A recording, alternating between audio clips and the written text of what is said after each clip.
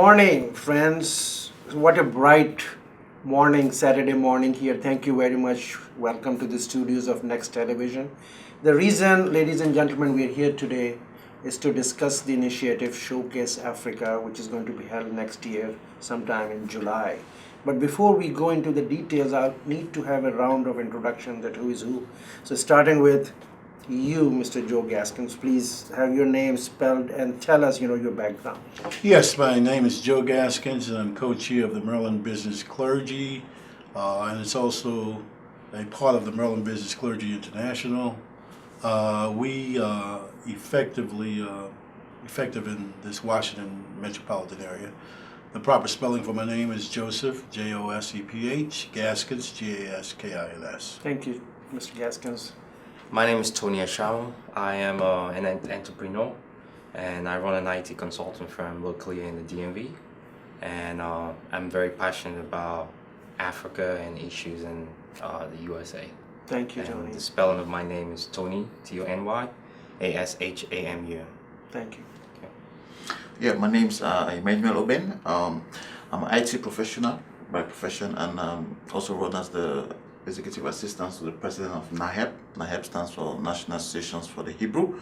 We're a group of African descents coming together in both the Washington DC area and United States in general, with the aim of bringing people from African descents together, cutting across those barriers.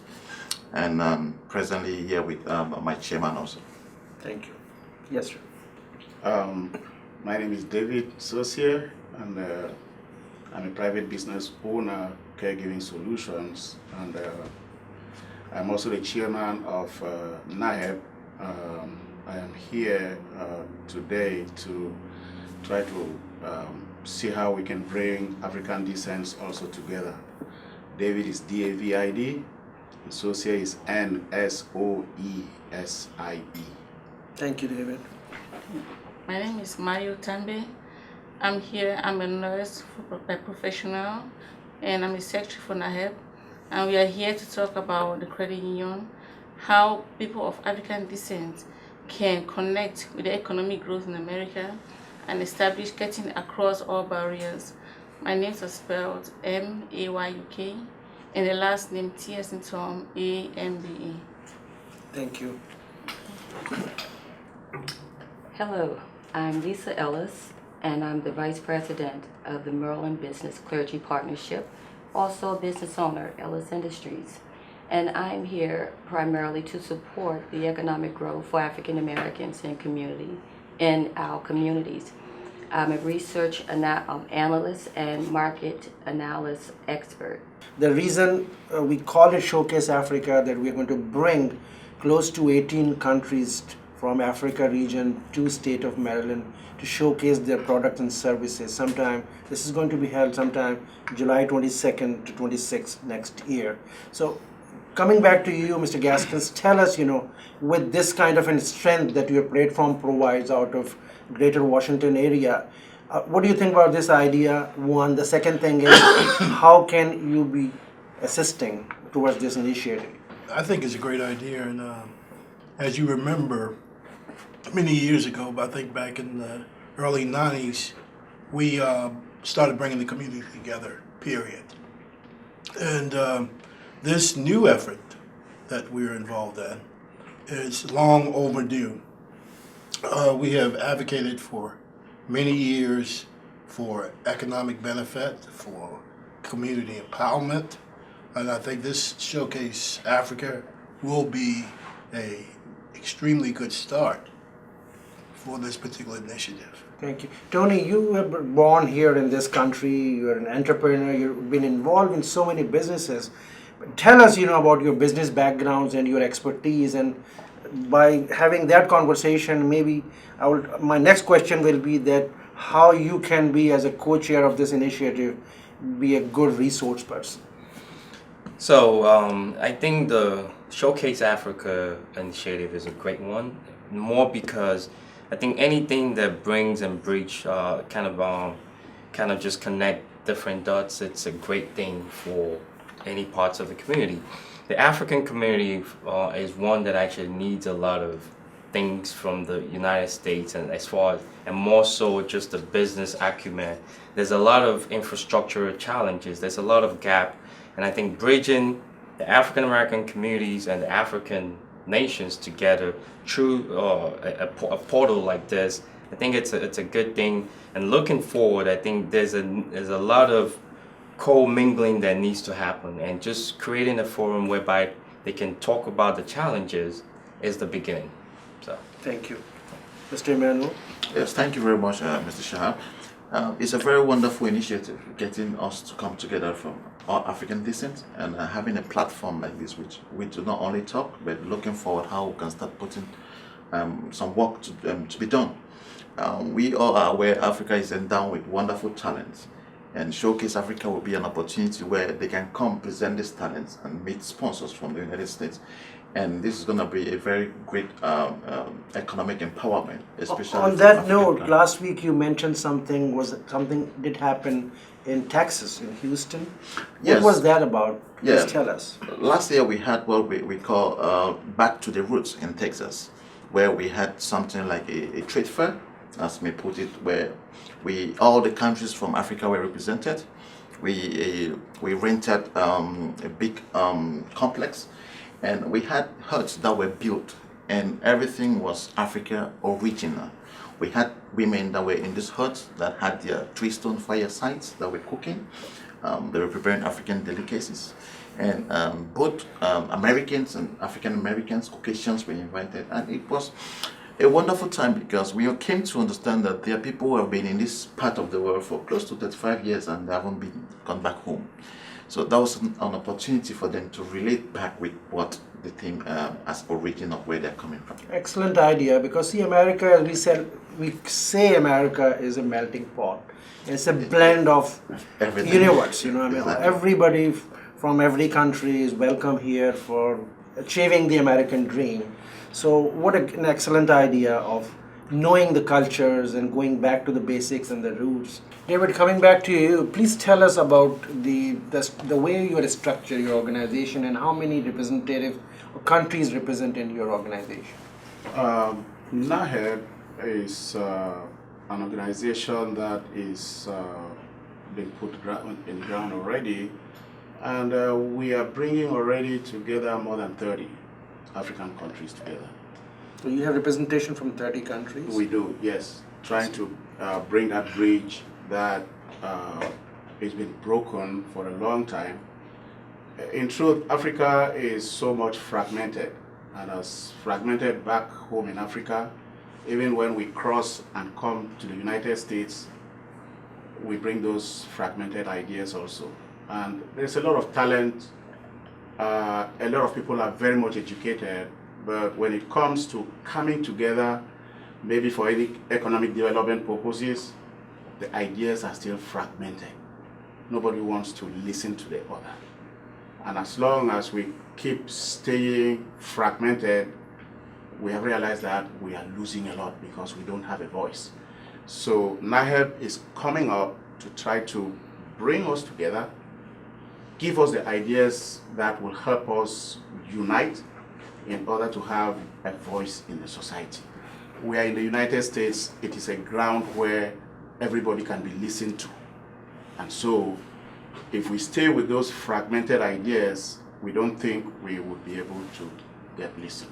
So that's why NAHEB is coming up with new ideas, new challenges to empower each and every one of us so that we can be able to look at ourselves and see how we can also pick up the challenge and get into the society Thank you. in the United States. Last month, you had a congregation and a gathering of 200 people, in the DMV area on this same subject. You were instrumental and was a key major player into that. What do you see? I mean, was there a lot of energy there in that meeting, and you see people are coming together for this kind of an initiative that your organization is undertaking? What was your experience? Oh, actually, as NAHEB member, so I wasn't there presently, as a matter of fact, but I can tell you that we have a lot of talented people in our midst. We have entrepreneurs. We have a lot of people that own agencies, they own businesses, and they want to invest. They want to invest in those businesses. So we need investors to come by, so that we can connect the dots with Africa and America, and that we can grow and improve in the economy as well. And being this credit union, we're going to be very beneficial to the public and to America as a whole, because when it grows to a full-fledged maturity, it's going to create a lot of jobs for everybody. So people can get jobs, people can be connected with their roots, people can have businesses and trust in loans and government grants as well. Now, talking about the credit union, Joe, if we remember in early 90s, we tried this with, at the time, Nations Bank were coming into the state, and that's where we met everybody, 93, 94, about banking, and especially for the minorities, the Afro-Americans. What do you think, this credit union initiatives and bringing African Americans, the Afro-Americans together on a platform, is it the need of the hour? Of course, there was a need then, it's more of a need now. The basic necessities of any business is having access to capital. And for many years, and actually today, we still are dealing with that same issue. I was at an SBA conference, and I was also at the caucus, Black Caucus event, in which we would showcase access to capital as one of the basic topics. And even there, we found that major companies, whether they are of African descent or whether they're of Asian descent, it didn't matter. That was the predominant argument at the table, that the reason why their business was not progressing as it should was because they did not have access to capital. So we have to solve that. We hear a lot, Ms. Lisa, I'm coming back to you because you are engaged with the public sector a lot at the DMV area, the county level, Washington area, with the state government and everything. We have been hearing a word CRA, Community Reinvestment Act, where banks have to invest in communities. That's what the CRA Act says. But the only thing which I see under CRA is handing out beautiful literature. That's the kind of investment we see from banks. What do you think under CRA? Can we expand the role? Only if you begin to expand or change policy. What the experience is right now, and especially for African Americans in particular, as you saw with the homing issues, the housing issue, that their loans were higher, the interest rates were higher, where access to capital right now is still a challenge because the same policies that will make them credit worthy exists. We understand that the credit ratings for most small businesses, in particular African American businesses, are not going to be as high as they are of other cultures. So your guidelines, so your policies that would actually make them eligible to qualify for loans or make them credit ready don't exist. So what we as a community must do is, one, change policy first. Those that we elect, we need to constantly advocate. I spent the last 15 years advocating for inclusionary practices in those areas. And as a nonprofit that Joe and I have actually worked on, was making sure that there's a revolving loan process in place so that you may not qualify through traditional lending practices, but you can come to us, whereas the credit worthiness is a tad bit different. Thank you for touching that subject. I'm coming to you, Tony. Originally you're from Nigeria. I'm sure you must have heard about microfinancing. You have heard about school banking. But don't you think in our urban centers we are lacking in this country, this microfinancing and the school banking? I never heard about all those things. What is your experience from that background, that maybe those models can be applied in some of the urban centers here? Microfinancing, school banking, where we can make our kids responsible financially, teach them. Well, I think you touch on a very critical subject. Funding is critical to any business. Besides the idea, you got to be able to execute and fund that idea. I was once a co-founder of a microfinance bank, and one of the passion at the time was just making sure you can actually reach out to underserved communities. And one of the ways to do that, you did mention and talked about the metrics that you use to measure will you? And there's this big part of microfinancing, which is really the social aspect, as in I make you accountable, you make me accountable. And putting that in context, I think supports the theory of if you have a microfinance bank that actually leverages the buying power of a community, you understand more insight, you do have insights to how to measure success as opposed to the global national way to measure success. Now, talking about Maryland clergy partnership, that's what you have? Absolutely. Now, when you say that, what exactly that means? I mean, please educate us. Well, we found out over many years that there was a disconnect between the clergy, and there was a disconnect between the churches and business people, individuals. And we have one thing in common: we all go to the churches on Sunday, but after we leave out that church on Sunday, the church basically has no useful function, or it's totally underutilized. And so our mission was to bring the church together through the leadership, which happened to be the clergy, and to bring the business individuals and the owners of business who have had the years of experience and what's needed, and to come together with ideas, and with that create jobs and create economic prosperity in the community. And so that's the partnership we've created, and it has over 140 churches today. 140 just in Prince George's County, or Prince George's, D.C., and Northern Virginia, so the DMV. So you have got DMV area covered. Yes. My question to both of you, Miss Lisa and Joe, to you, that other than preaching, Yeah. can these these churches, these faith-based centers, be point of like economic development, empowering people Yes. for microfinancing, for bringing people together to the next level, for opportunities in the minority procurement businesses? Why can't we use these faith-based centers for doing that? Is that what your motto is? Historically, the church has been the center point of the community, and the business component has always been there, and our job is to actually bring it out and show them their strength, because you have your doctors, lawyers, politicians, your nurses, your everyday entrepreneur are members. But if you don't know who your membership are, or utilizing your membership base to create jobs, then you're actually disservicing more though in servicing your community. So the business clergy partnership helps to be that political voice to the politician, to say that our voice is not will not be dismissed.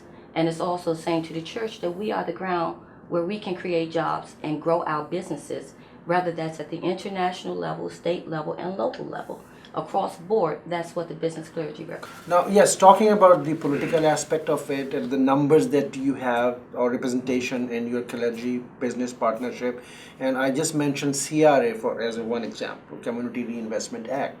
What do you think your congregational delegation of the state of Maryland or from Northern Virginia, those Congress ladies and Congress people, congressmen and women, can't they be instrumental, or can we work closely with them to expand the role of CRA? What do you think about that aspect? Well, that's what we have been working on over the last 3 or 4 years, Shahab. You know that essentially it's vitally important that we have the elected officials marching in tune with the community. So that's one vital point that we really need to address, and that means electing the proper people, the people who have our mission in their heart, and not individuals who go into office and just march to the tune of other higher elected officials. They have to have accountability to our individuals, and if they do not, then we don't need them in office. It's not just a job for you to go to and collect a paycheck. It's to be responsible to your community. And essentially waking the clergy up and bringing them in partnership with the community means that the number 140 churches is a multiplying effect, because the congregations of these churches will have anything from 200 to 3,000 individuals. And so if the individuals in the church have one thing in common, everybody over 18 have the ability to vote. And this is so vitally important. And so no longer can people walk into our communities, sweet talk to people, and then not deliver back. Because, from a CRA perspective, that happens also. CRA means that my money is sitting in your bank. And so if my money is sitting in your bank, you have a responsibility to the community to be effective in your community, my community, everybody else's community. But that doesn't happen. It doesn't happen because we're not organized effectively. We don't have It's not credit only one aspect, CRA, but other than CRA, I deal a lot of at the grassroots level in Baltimore City, for example, PG County. Those, I call it urban centers where predominantly Afro-Americans live and spend money. I'm talking about big corporate sector, America. They come to city, for example. One example is Port Covington, Under Armour in Baltimore City. $6 billion city is being built. My question to them is, where is your investment other than the same neighborhood that you are in? Do we have a spillover effect for those black communities? So it's not only CRA, but the corporate America, and I'm challenging them, where is your social responsibility thought process? I would say that we have to hold our political officials accountable. Most of the larger corporations that come into our communities get access through our politicians. And if we're not represented at all levels of government, They're short selling themselves. short selling it. Yeah. An $2,000 campaign contribution, that's Yes, it. Shame on exactly. them. Shame on them. And we must continue to hold what they say and what they campaign on to the ground. An example, in Prince George's County, we have MGM, and we also have a county executive that's actually driving what happens with those funds. If we don't hold our local officials as well as our governor and state elected officials accountable, then how do you ensure that the $4.5 million that should come to Prince George's actually comes instead of $250,000 in local impact funds that they're discussing I now? see a lot of activity in terms of casinos in the Yes. state of Maryland. I see a lot of activity now with the marijuana licensing. So where is the money for the social sector, for the people who are going to be end user of those things? What do you think, Joe? Well, I know, absolutely. The MGM project had a requirement that was so vague that at the end of the day, of involving minority business people there, that you essentially did not have to do any MBE requirements on the job at all. All the developer had to do was to pay a fine of $300,000. At the end of the day, he didn't have to use any of the community at that local project. And quite frankly, I'm not too sure of his numbers, but I will guarantee you he did not meet the local requirements for involving the community and the business opportunities there. But the second thing is that after the facility is built, they're projected to be making in the range of about $100 million a month. Okay, that's from multiplying figure, that's $1.2 billion that's going to come from the community. That's an awesome amount of money that's going to come from an individual's pocket, and the community are going to feel the negative impact of that. Thank you. Joe, now coming towards the conclusion, we started from Showcase Africa. My question to Tony and David and Emmanuel and the lady here will be that besides the representation of 30 plus countries or the common citizens, in Washington area, you have a big resource and all your embassies are there.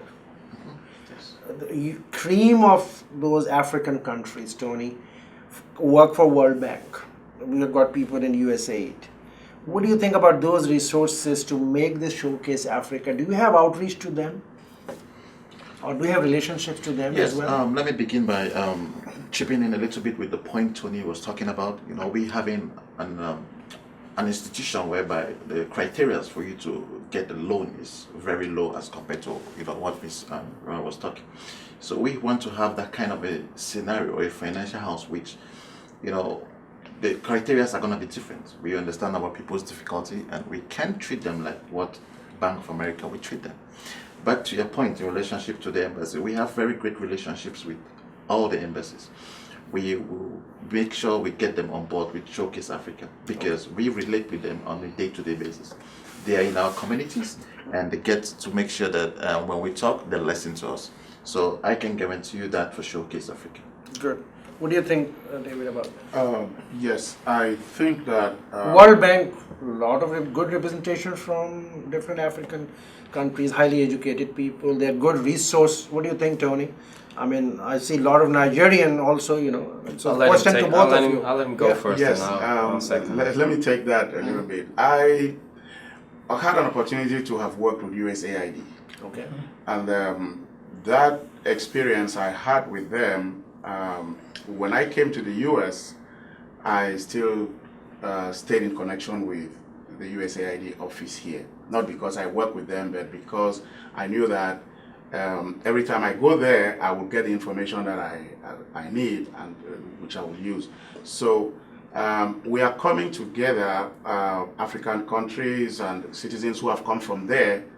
We are doing everything to keep that relationship and see how we can blend it together with the African American community here, and we're sure that that bridge will be built. Tony? So from my perspective, I think what I see, the vision I see for the Roadshow Africa is actually to become a platform that brings like power brokers in the African, even directly from Africa, and power brokers from the African American or even the DMV, bring them together. Because in my business experience, one of the questions that I hear all the time is about what opportunities actually exist in Africa.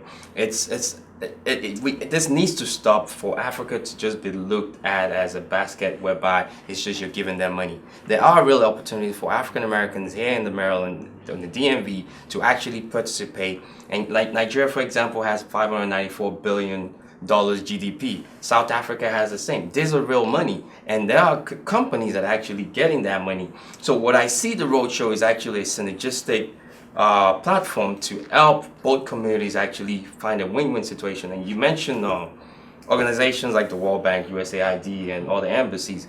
Of course, I mean, this platform should be the safe way to connect to them and bring them to the table so they can discuss issues and matters. So.